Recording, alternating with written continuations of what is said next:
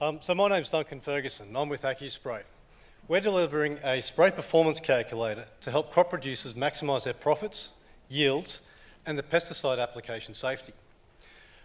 The problem that the industry faces is that pesticide application is one of their most important management tools. But if they don't get their spray set up correct, it can lead to chemical waste, crop losses, off-target damage, and unproductive land. The larger problem for industry, and where they've actually focused for a long time, is it also affects their social licence to continue to use these very important tools for environmental, human health and international trade reasons. The challenge that the industry faces is that to get your spray set up right, you've got to take in a whole range of factors. The chemicals you're using, the speed you're travelling at, the wind, the spray nozzle types, the pressure, the boom height, the adjuvants you're using. You get it wrong, it costs you money. So what we've developed as a solution is a calculator, as a platform to optimise their pesticide use and minimise their spray drift.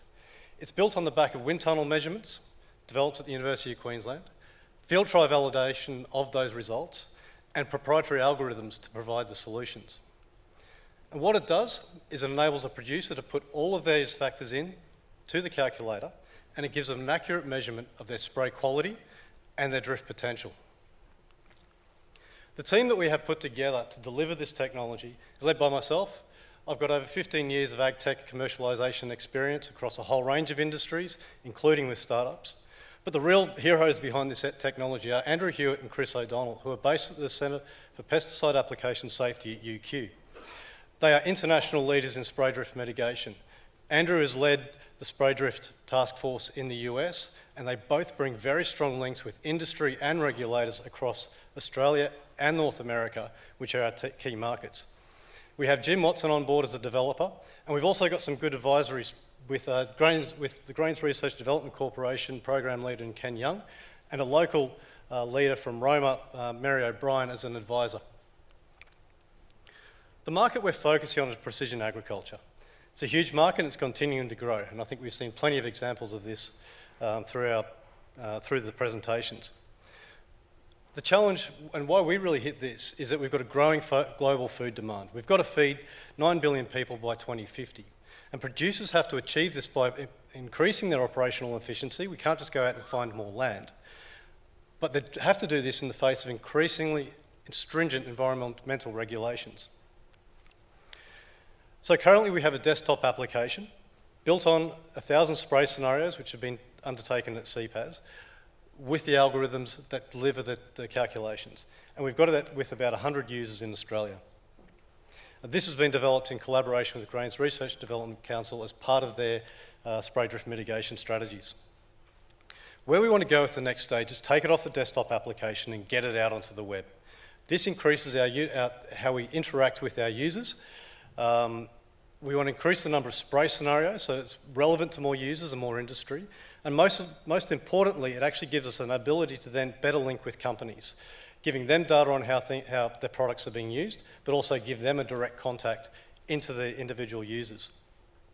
The second stage of development is to increase the number of spray scenarios, so increasing the number of people that it's, customers that it's useful to, and starting to expand into North America, and also starting to increase our work that we're doing with the regulators. Finally, our full stage 3, and I guess our full product, is to increase our presence in the US. But also with the data that we've got and the product that we'll have, the algorithms that underpin can also be rolled out into working with real-time in-field applications for pesticide application.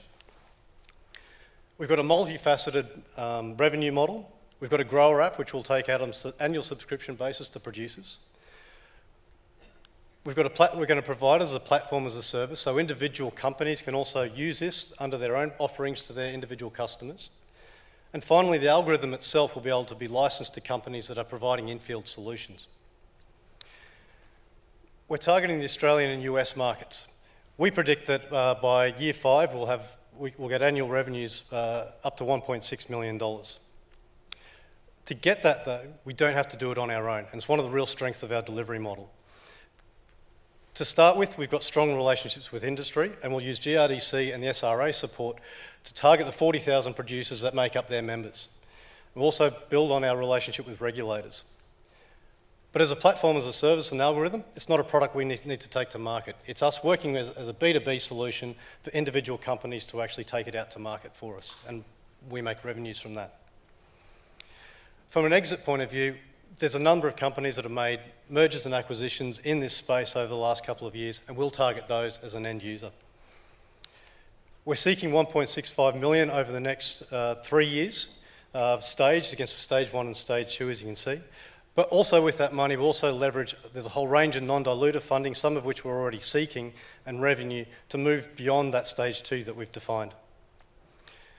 We've got a solution that we know can help sustain and provide profits to the crop producers and help feed a growing global population. We're looking for partners to help us develop and deliver this product, and we welcome anybody who wants to talk to us. Thank you. Thank you, Duncan. Thank you, Duncan. We'll see if the panel put you under some pressure with some tough questions. Tell me about what a spray. Give me an example of a spray scenario. So I understand you're building an algorithm, but I'm wondering what sort of data is being generated or needs to be generated. Yep. So it's the only solution in the market that actually takes into account the whole tank mix. And so at the moment, there's a couple of solutions that look at spray coverage and sorry,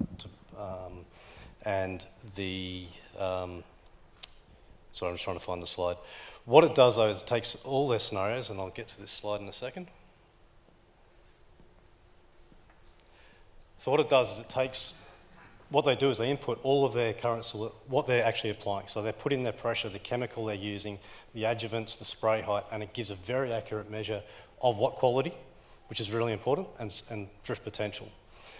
Where we also want to take this in the next level is that they actually goal seek. And so a producer can put in what chemistry they've got available to them, what adjuvants they've got shed, what nozzles they've got available, and it will actually optimise that setup for them.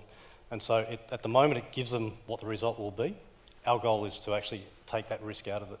There's another level again of actually reducing, and this is where the regulators come in, is actually then taking that and reducing setback period. At the moment, you've got the EPA wanting to set hydroxy herbicide setback periods to 300 metres, which puts a lot of unproductive land in use. What this could enable, and this is where the regulators are keen, and the Canadians are already implementing something around this, is taking that scenario and you could potentially bring it down to 5-10 metres, which puts a lot more productive land back into use. Duncan, I think if the buffer system comes in, I can see where the incentive's going to be for the grower or the spray operator to use this. But that buffer system aside, and knowing farmers and the way I think too, what's the motivation for them to change the way they're doing things, and why use it? Why spend another 10 minutes inputting information into this when you just want to get on with the job? Yeah, it's an interesting view that I've seen. I was out at the Gundawindi GRDC forum a couple of weeks back, and the industry's getting beyond just the environmental and the social licence issues. They're actually looking at what the cost is, and Mary O'Brien does great examples of the cost that's actually happening to producers. And so if you've got a 5% loss applying Roundup on a normal Queensland farm, you're saving $7,000 in an application. She gave me an example of, in a region, she had a group of producers around, said, you're all spraying at the same time. If you've got 1% fines that are floating through the ground, she said that was going to equal about 5 kilos of Roundup floating through the atmosphere with a 0.7 grams requirement for activity. So that's a huge risk to producers. And finally, I don't know any producer who undoes a lid on their drum, tips 5 to 10% down the drain, and then goes and applies chemicals. So there is an immediate hip pocket. The industry's only just starting to wake up to how much it's actually costing them when they don't get that spray set up right. So how do you get past that bit of they don't know what they don't know? Education programs through GRDC. By having SRA and GRDC, they're actually out talking to the agronomists. And so I was, at the GRDC forum, I was talking to agronomists from Perth House, CRT, so they're out there selling it as well. And so GRDC would help make this available to growers, but the likes of the agronomists who are advising farmers on these costs can help influence that change. Duncan, good pitch, very well delivered, and a lovely, you get full marks from me. You're, I think, the first person to have actually listed exit partners, or exit people on the wall. Really good. I had the same question exactly as Kate, so I won't ask that again, but I'll build on it a little bit, because one of the things I can see in the trajectory of the business is that you've got this desktop application which you'll go to mobile, and you've got the next thing that'll go to the next thing. If I get to the end, I've got an attractive proposition, but the path from here to there could be dangerous for you financially. You might run out of funders and run out of money, and if you can't sort of scale it up. So I guess for me the question is, have you thought about doing this faster and harder? The quicker we can make it happen, yes. Where we're limited by is purely the number of wind tunnel tests you can run in a day. But the more money we can get, the faster we can do that. And the team out here are global leaders in the space, and the type of dynamics, spray dynamics we're looking at collecting, they're world leaders, and there's very few places that can repeat it as well. So from a market point of view and competitor point of view, it's very hard for anybody else to catch up, even where we're at now, let alone where we're going to.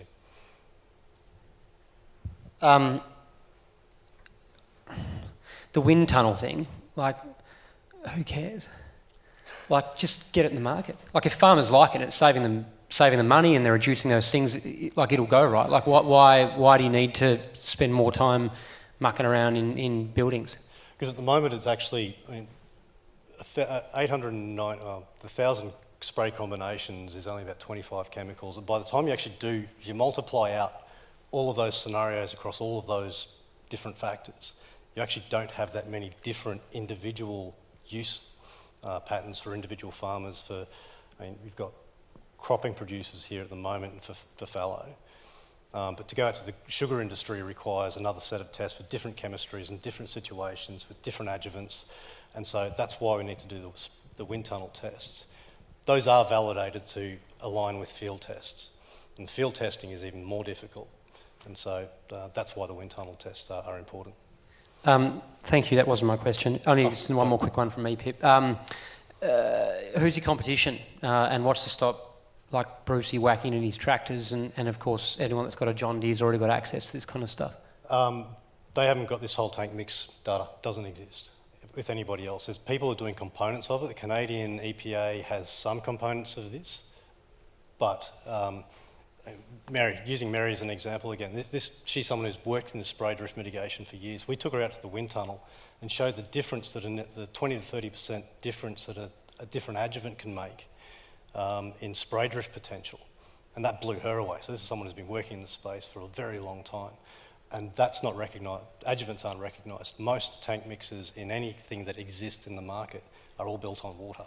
And it's not commercially relevant. So you guys open to a pit? Because to me, like, the whole drift thing, like, being a farmer, like, who cares? Like, goes over. Like, it should be right? And that's a cultural thing, and it's the truth, right? Yeah. So my point Last is that question, Sam. I know, You've got to but there wind it might up. be a valuable pivot, because what I'm getting really excited about is the efficiency gains and using different chemicals in different ways with different spray rates. That's a lot more smarter than the recommendation that comes on the back of the thing. So is there a pivot there for you? Or? So the long-term aim with this as well is, and limited by time, but working with agrochemical companies that basically you can have a QR code on the back of your label. You instead of having to stick with what's on the label, it's something that's actually flexible and allows you to make changes on the fly.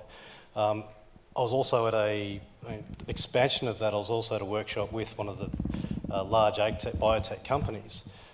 Using this sort of system in the US, if they did all their testing of a chemical in here, it's much easier to transfer to Australia, because all the regulations they have in the US for their new product is going to take 2 or 3 years of testing to meet Australian conditions, whereas this could actually enable much quicker access to new chemistries for Australian producers as well. Okay, well, put your hands together for Duncan from Accuspray. Thanks, Duncan. Fascinating.